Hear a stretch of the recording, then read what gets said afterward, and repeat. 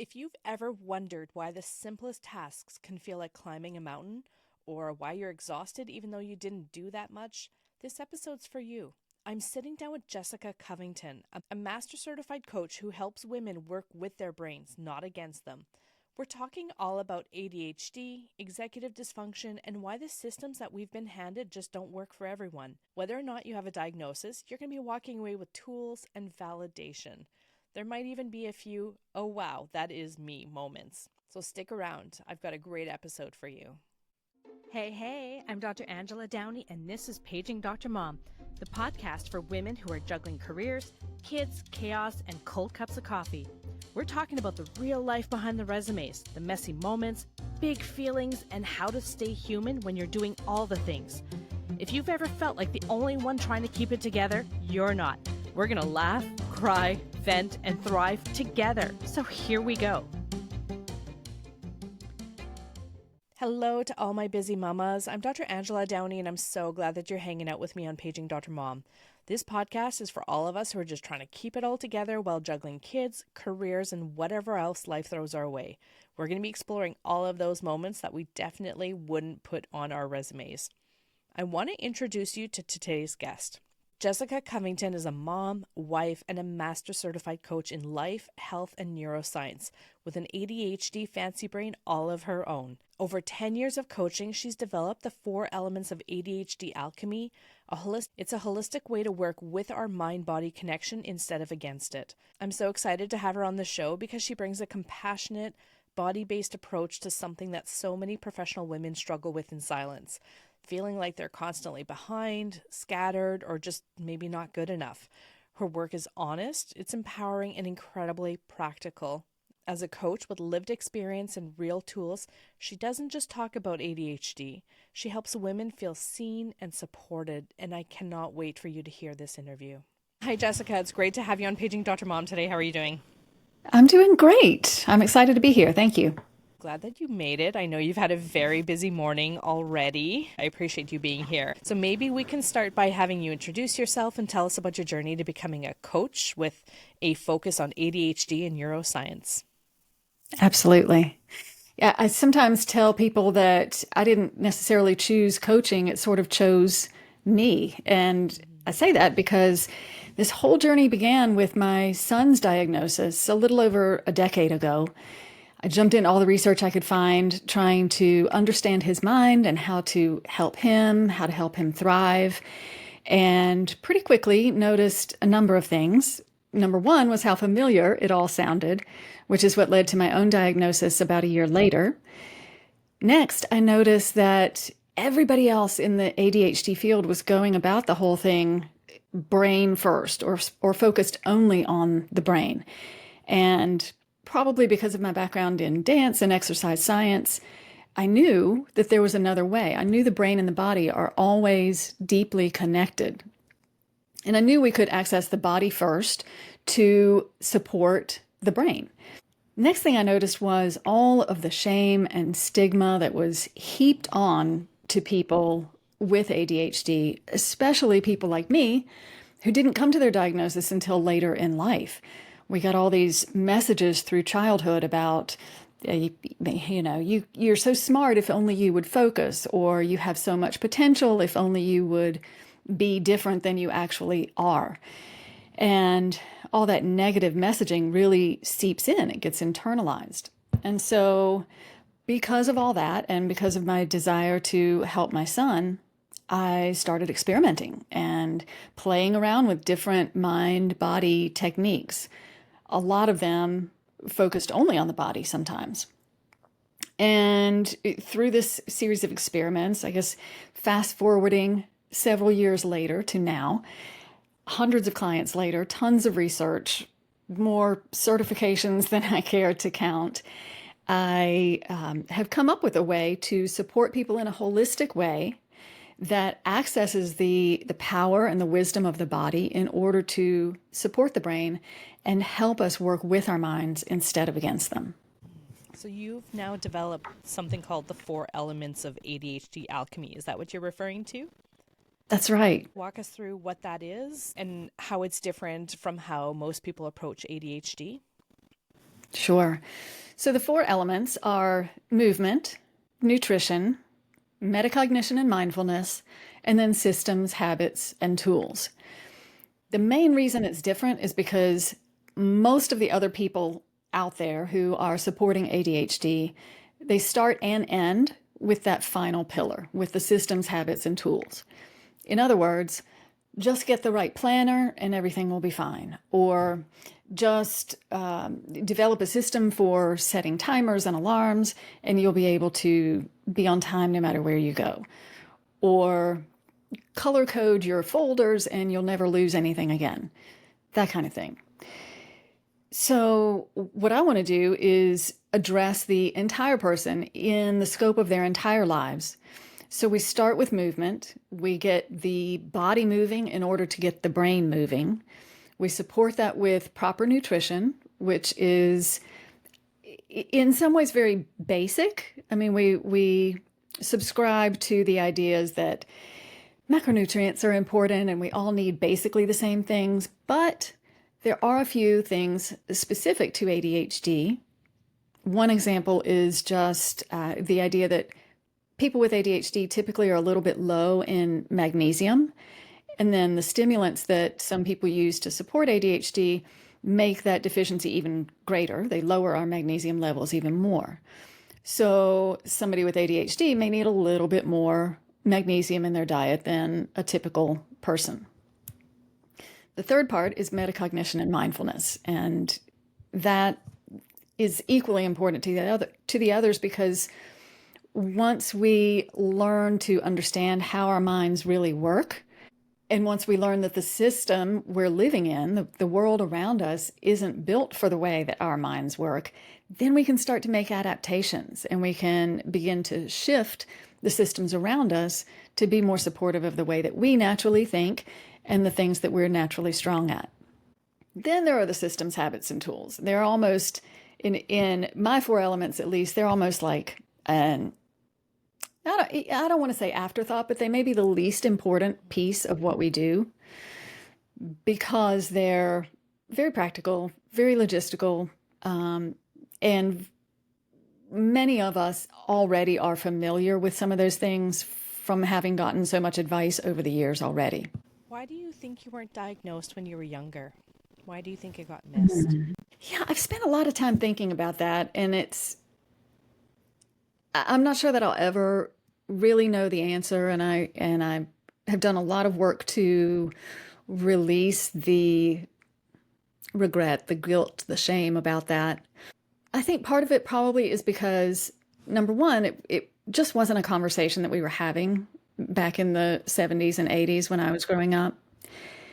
Number two, I was a girl, and so to the extent that ADHD was discussed, it was discussed in the scope of young white males. That's who most of the research is about. There is a terrible shortage of research about ADHD in girls and women. You have these boys who are climbing the walls, driving their teachers crazy, and they're the ones who got the attention, not necessarily girls who were just flighty or their heads were up in the clouds kind of thing.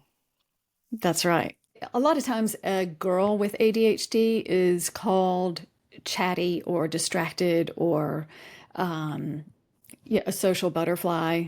It wasn't necessarily me, but a lot of girls are. And so they get blamed for that as if it's a choice of theirs, when really it's not necessarily a choice at all. And it's not as disruptive as the boys bouncing off the walls. I also had a gift, if you will. I had the gift of anxiety. So I was just anxious enough that I would get my stuff turned in to school on time. I would get my homework done and get it in on time. Mind you, I was doing it late the night before. I had waited just up until the deadline to do it. But I was able to slide under the radar, I think, because I had a perfectionistic drive and I had that anxiety telling me I better get this right or else. So I don't know. The reasons I wasn't diagnosed are probably so many more than that, but that's where it comes down for me. For myself, I I didn't suspect I had ADHD until I was much older, but I feel like I've got like 25 tabs open on my computer at any given time.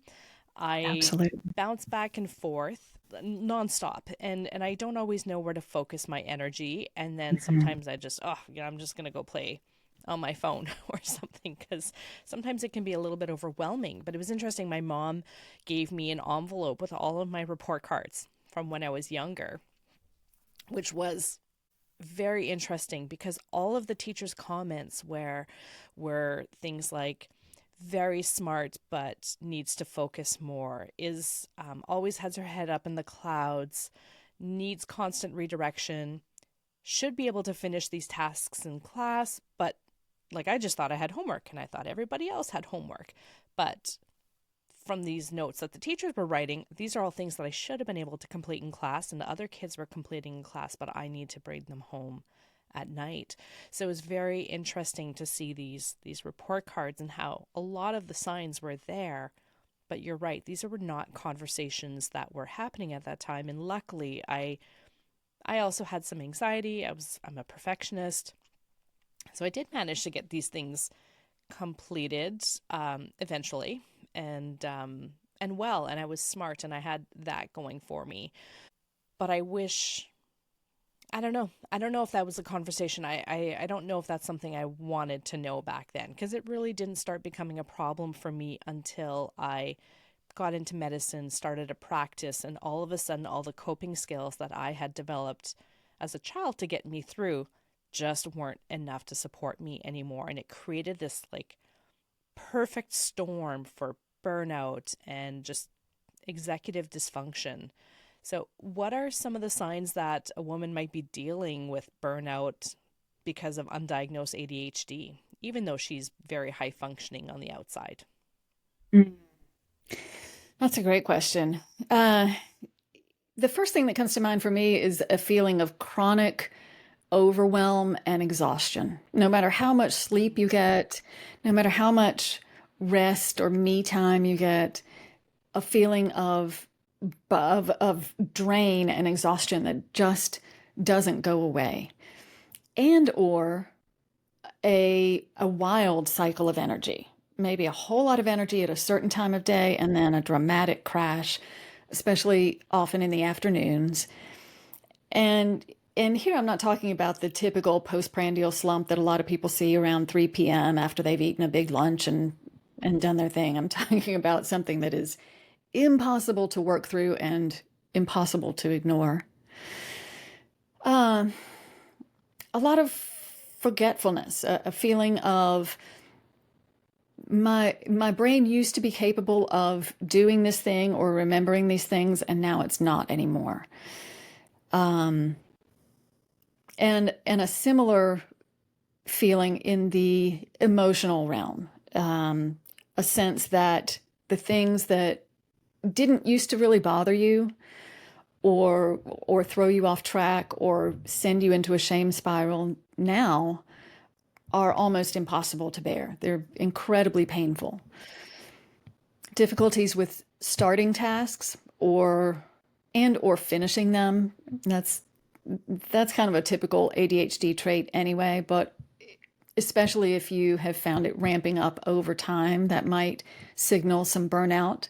And and a big one is the shame and self-blame. The notion that there is something wrong inside of you versus something wrong with the system that and the expectations that we have to live in modern society. My Yeah. partner keeps saying that I'm not paying attention. So, Ah. they'll say something like, "Oh, I told you that yesterday." And I'm like, I have no recollection of that conversation. I mean, it might have just Mhm. been pick up some milk or something small. And I'm like, I don't remember that happening. And, my partner says, I just, you're not paying attention, you're not focusing. But I don't know, like and I do blame myself. I do feel like there's something wrong with my brain. Like, what's wrong with me? Do I Mm. have early dementia? What's going on? And yeah, so I do sometimes feel like my brain needs to be fixed, like there's something wrong. And Mhm. maybe I just need to develop better systems that work for me. So what does this sometimes look like in everyday life for busy moms who just have so many things on the go? First of all, I feel for you. And I want to reassure you that your brain isn't broken. Your brain is doing too much right now in a system that it was never made for. We live in a version of life that our brains were never designed for. There's career pressure, there's parenting, there's mental load, there's overstimulation from the dopamine machines that we all carry around in our pockets. And it's not, it's just not a moral failure. Everybody is doing the best that they can. But, to that point, I think one of the first things that we can do or should do to help alleviate some of that guilt is to accept that our brains really are wired differently. There's a physiological, a biological difference in the way that ADHD minds think. And so beginning to accept that, I think, is the first, I think that's the first step to healing and finding a new way. The next thing I think is probably to understand that needing support and needing to do things differently than a partner, perhaps, or a best friend or a coworker, needing support isn't a weakness. It's actually a sign that your system is working exactly the way it's designed to. It's just designed differently than everybody else's. Our brains were evolved to thrive in community with shared responsibility and built-in collaboration. So I firmly believe that when we're able to recognize that everybody has different kinds of strengths, and then we can bring those strengths together, it just makes everybody better. It lifts the whole, it lifts the whole society, the whole community. I would also encourage people when they're feeling that guilt and shame, I would encourage them to think about where that message comes from. In other words, who said that you have to do it a certain way? A lot of times that voice is from someone in our past. Maybe it's a teacher who was especially hard on us. Maybe it's a parent. Maybe it's our own expectations of the way that things should be. But anytime we hear should in that internal critic's voice, it almost always is somebody else's voice. So I help women tap into what their own intuition really says and to honor what really works for them once they find it. Next, I would say choose evidence over shame. Look at the proof of your resilience. No matter how many times you've gotten knocked down, you've always come back. A lot of times you've come back smarter and stronger because you've learned from that experience of getting knocked down. The inner critic is a notorious liar, but our track record isn't. And that part is easy to misconstrue. So I want to be really clear. What I mean when I say track record is the track record of doing your best, having the best intention, trying everything that you possibly can. Not necessarily the track record of I tried something and it didn't work. That just means you're working on it. That means you are persisting. You are coming back and giving your best self. Does that answer the question that you asked? It does. It does. And it's interesting. So we talked about you talked about acceptance, and I think, okay, I accept that my brain is like this. But then if somebody asks me to pick up milk and I forget and I don't do it, and they're like, but I asked you to pick up milk, and I'm like, wow, I remember saying yes, that I would do it, but I feel like it left my brain 10 seconds later. If I were to say something like, oh, that's just my ADHD brain, I almost feel like I'm making an excuse as to something to excuse my behavior, and like I should have tried harder. Well, that's not acceptance. That's not really me accepting where I was. And it's still another way for me to just beat myself up for not having done something correctly. So it's sometimes I think I've accepted what's going on, but deep down it's not. And I think, I think deep down we're always our worst critics. And, it's in a way I can accept responsibility for what's going on because that gives me a little bit of control in being able to fix things. But I think I've heard you refer to it as fancy brain. Oh, I've got this fancy brain. Um, and maybe that is easier, but yeah, I think I am, although I might say that I'm an acceptance phase, I don't think I am, Mm. because I still see myself as doing something wrong. Yeah, that's painful. And Yeah. it's, acceptance, I think, is really only the first piece. Once you once you begin to understand that you're wired differently and that being wired differently is okay, then the next step is, what can I do about that? How can I find or build or create systems that are more supportive for the different way that I think? So in the case of forgetting milk, the next step may be, okay, I forgot the milk this time. What do I know about myself? What can I change about what's around me so that the next time I'm asked to get milk, I can actually remember? Does that mean I need to take the empty milk carton and put it inside my handbag so that I can't forget to get it when I go out? Does it mean,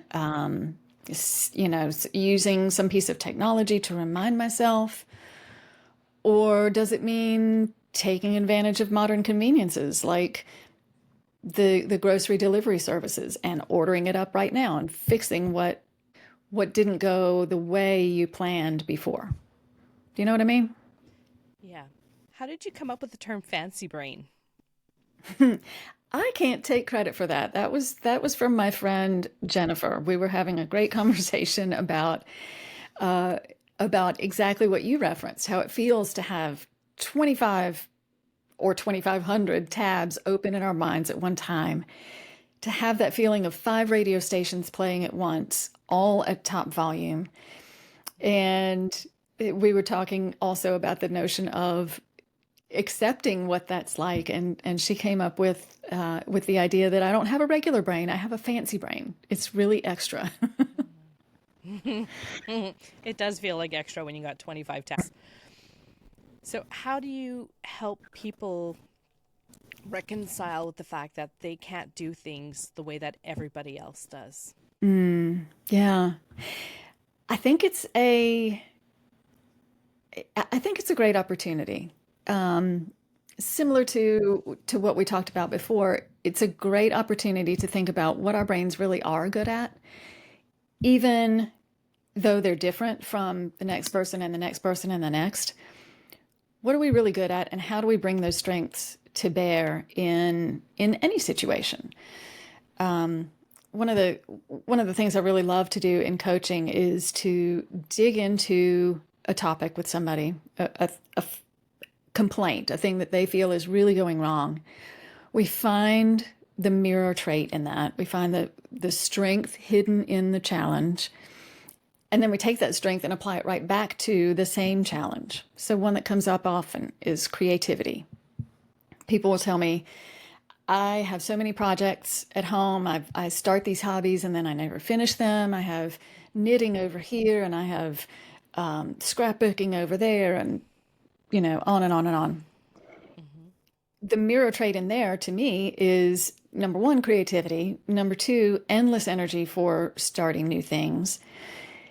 And so we take those two qualities, the endless energy for starting new things and the creativity, and we talk through how can we get creative about at least managing the materials for these projects. Maybe you don't want to get rid of them right away. Maybe you want to come back to them later.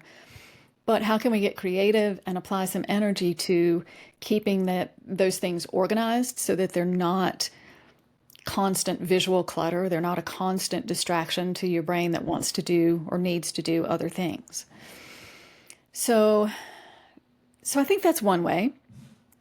Um, It's funny that you bring that up because I'm laughing here because I'm looking at this 1,000 piece jigsaw puzzle that is half finished on the living room table, and my feet is currently resting on my box of like macrame cord. That is a hobby I started about a year ago. Did it for 2 months. Did well, and now it's still sitting here, tangled up in my feet by my in my podcast booth. So I feel like that's exactly what you're talking about. These projects and these half finished projects that are just kind of like lying around. You're not alone. It's pretty funny. What are some simple ways that we can maybe start reconnecting with our bodies in a way that Mm. supports our focus and our energy and our regulation? Love that question. Uh, One is morning light, getting sunlight in your eyes in the morning. And of course, I don't mean staring right at the sun, but I do mean that if you are somebody who wakes up typically around sunrise, as many working women and moms do, just go outside for a few minutes and Mm-hmm. observe the sunrise. Number one, that will give you an experience of being in your body and paying attention to your senses. Number two, it will help you sleep later on because doing that will automatically reset the clock that's ticking to release melatonin at just the right time to get you to bed at an appropriate time. And it gives you an opportunity to check in and practice what I call the six senses exercise. Everybody knows we have five senses. There's actually a sixth that I like to use. So, and this comes straight from DBT. So we find five things we can see, four things we can hear, three things we can feel inside, or excuse me, outside our bodies. Outside our skin. Maybe we feel the cool air on our skin. Maybe we feel the waistband of our pants or our socks that are a little too tight. And then here's the sixth one, three things you can feel inside your body. Because people with ADHD are notoriously challenged in interoception, we have a hard time feeling the sensations of our body. This is a great time to practice it. So find three things that are going on inside your body. Is your stomach grumbling because you're hungry? Do you feel your heart beating faster than usual? Are you experiencing a little tinnitus, a little ringing in the ears? Do you have a headache? Do your muscles feel tight?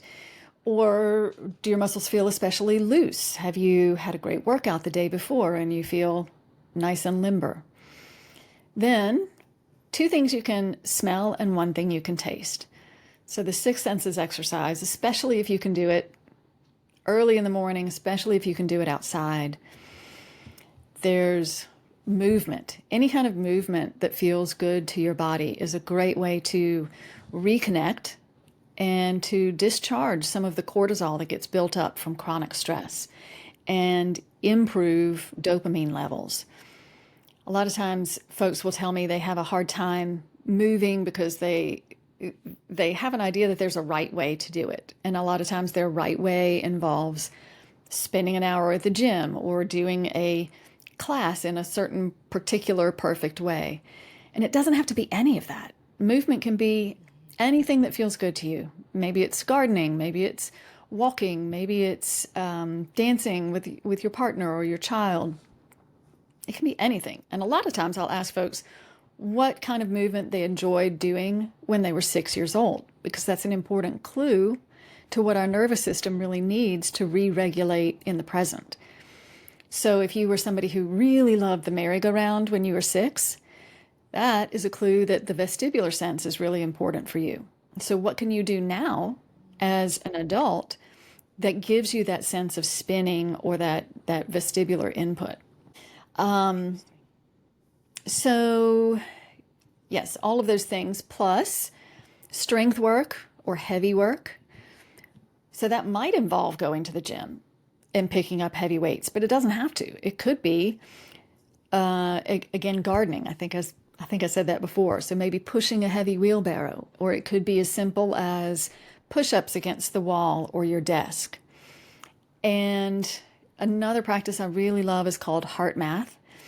And that is the practice of just tuning into the heart, finding a heart-centered breath, paying attention to that, and then regenerating a positive heart-centered feeling. So things like gratitude, appreciation, love, joy, any of those positive emotions trying to feel those again in the moment, just like you did in the past, is a great way to reconnect body and mind together and shift an emotional state almost immediately. I like how you go back to when you were a child and what are some of the Mm, things you liked doing when you were a child? Because that's when you were doing things without having society's input on what you should be doing. That's when you were doing things that you truly enjoyed. yes, exactly. What are some of the Exactly. myths about ADHD in women that you'd like to debunk once and for all? Oh gosh, have you got the rest of the day? Um, I think probably the biggest and the most pervasive one is this idea that you've lived into adulthood without being bothered by ADHD, so you can't possibly have it now. If there were really a problem, somebody would have known, somebody would have noticed. You would be much more impaired than you seem to be, and that's really just a way of people saying you have learned such strategies and such skills for coping that you seem to the rest of us, you seem to the outside world not to be challenged by this at all. Inside, we know that's not necessarily true. It's absolutely possible to live well into adulthood, maybe live a whole entire life without ever knowing that you have an interest based nervous system or a fancy brain. If we're lucky, we find out. Because, and I say lucky because then we get to change things. We get to adapt the systems around us to make them more conducive to living and thriving and having a happy life with ADHD. Mhm. But I think that's the biggest one. You can't possibly have ADHD because A, you don't look like you do, and B, you've lived this long. Why even bring it up now? So let's say that's the case. Mm-hmm. And so what do you do now? What Great. do you do now? Like for myself, I feel exhausted all the time. Like I said, I've Oh. got 25 tabs going on at the same time, and sometimes I just need to retreat into my shell and do my little jigsaw puzzle for hours sometimes just to be focused on this one thing. Um yeah, so what do you do now? Yeah. I love that you found a way to re-regulate and bring your brain back into focus. Uh, to to anybody who's wondering what to do now, the first thing I would say is that knowledge really is power. The more you can find out about your own mind, the more you'll be able to work with it instead of against it. So, so many people tell me that they're afraid of diagnosis. And when we dig into that a little bit, and I ask them, what does that mean? What is it exactly that you're afraid of? They tend to believe a couple of things. Number one, that having a diagnosis means they have to use medicine for the rest of their lives. And that's not the case at all. That's always a personal decision and something you should discuss with your own healthcare provider. Medicines can be very supportive for some people. They're absolutely critical and crucial for other people. And for some, they can skate by without medicine. It really just depends. But I don't want people to think that finding out what kind of thinking style they have and learning that they have ADHD means that they have to do any certain thing. A Mhm. diagnosis is not a label and it's not a curse. The next thing I would say is whether you choose diagnosis or not, and not everybody can because it is um, expensive. It's a process. It can be an intensive process depending on the provider that you choose to evaluate you. Whether or not you choose diagnosis, just start reading a little bit and see what resonates for you. Read reliable, evidence based information.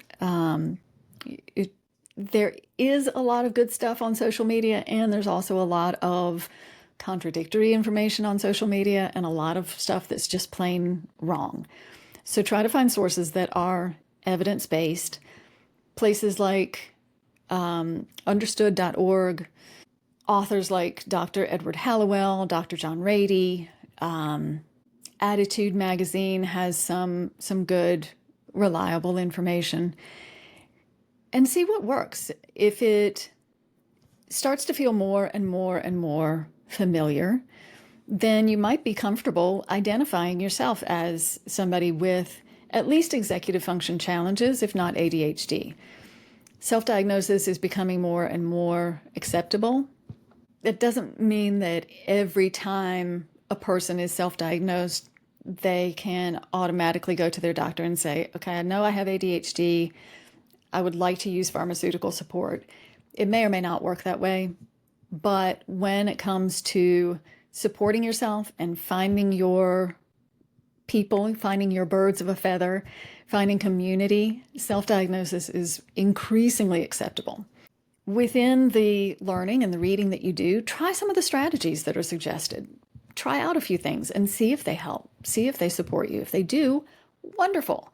Then you found something that works. And if they don't, that's okay. Go on and try the next thing.